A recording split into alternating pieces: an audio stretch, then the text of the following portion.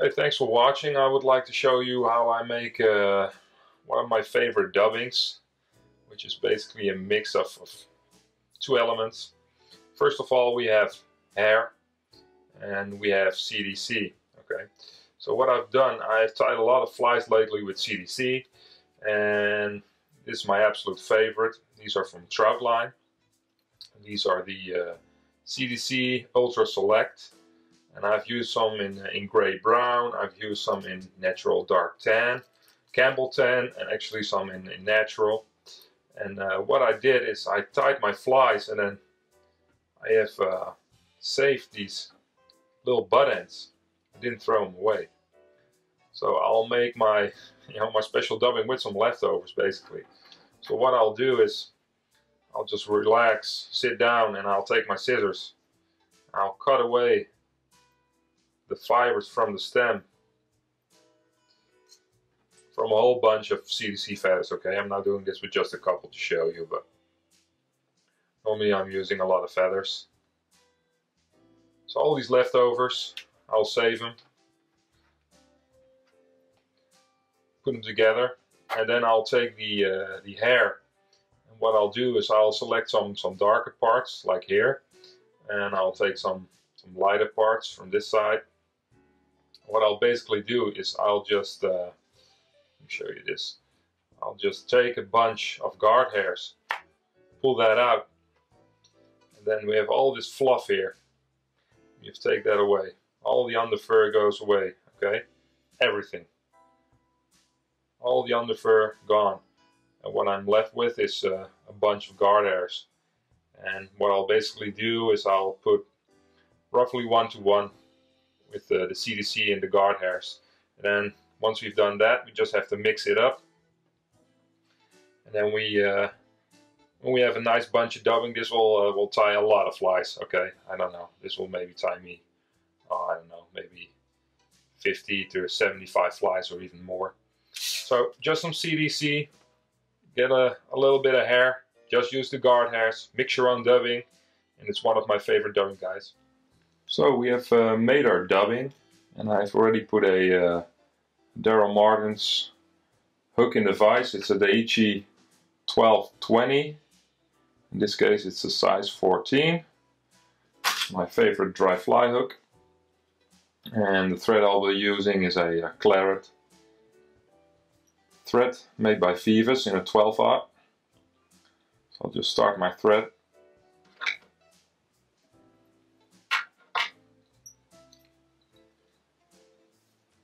Go. And I'll tie in a tail using Coq de Leon.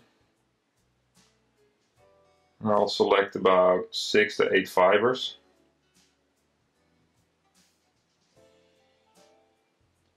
There we go.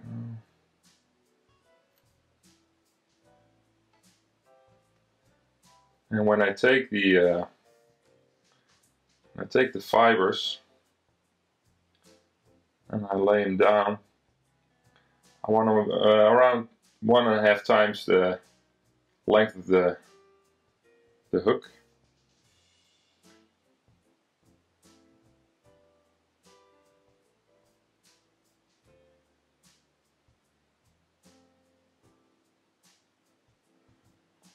I'll just measure it a little shorter, 1.5 times.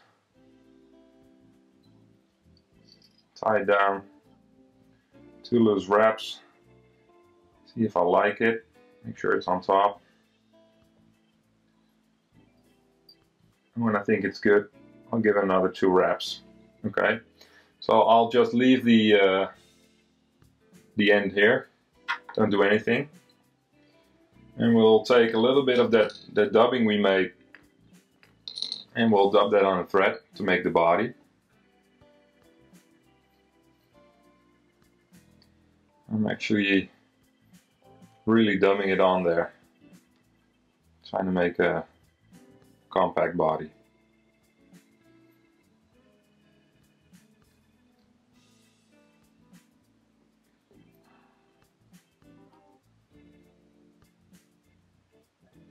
A little bit more.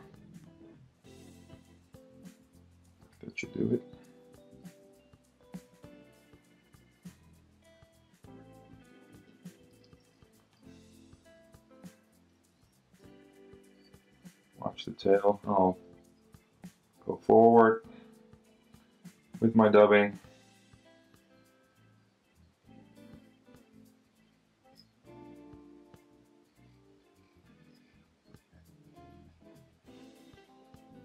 All the way to the front. Now I can trim away the ends of the Pardo. But once I've trimmed away the Coq de Leon, you can see we end up with a really nice body that's tapered and has some nice little spiky guard hair sticking out.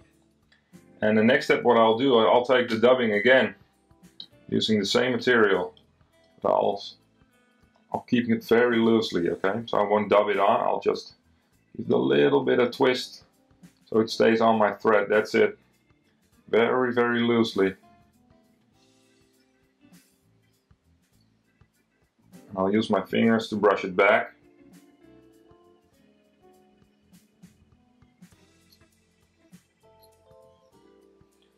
Now it looks like a big mess, right? Once I pull this away, you can see it actually looks really nice. All the hair standing out. Repeat that same step.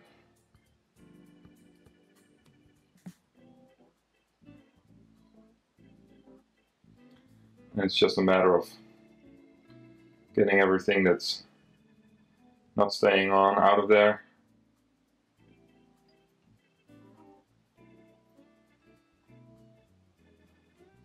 Now, you could actually fish this fly just as it is, and I often do actually. When you have really slow running water, very soft stream, this is a great fly for that. It will float very low on the water. And even the most educated trout will often take this pattern when they ignore others. But what I'll do is I'll take a little bit of that amazing hair made by nature's spirit. In this case I'm using some select cow elk. I'll select a nice bunch, not too much. So what I have to do is take away all the underfur from the hair, and then I'll just take my stacker, stack it in there, give it a few taps.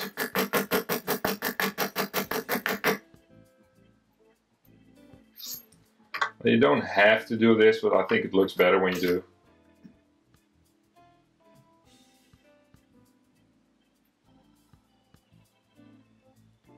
I'll take my hair and I'll keep it fairly short, the length of the body, okay? So the length of the body, put it on top of there. Sorry for my hands getting in the way. If it's too loose wraps, make sure everything is on top and tie it down.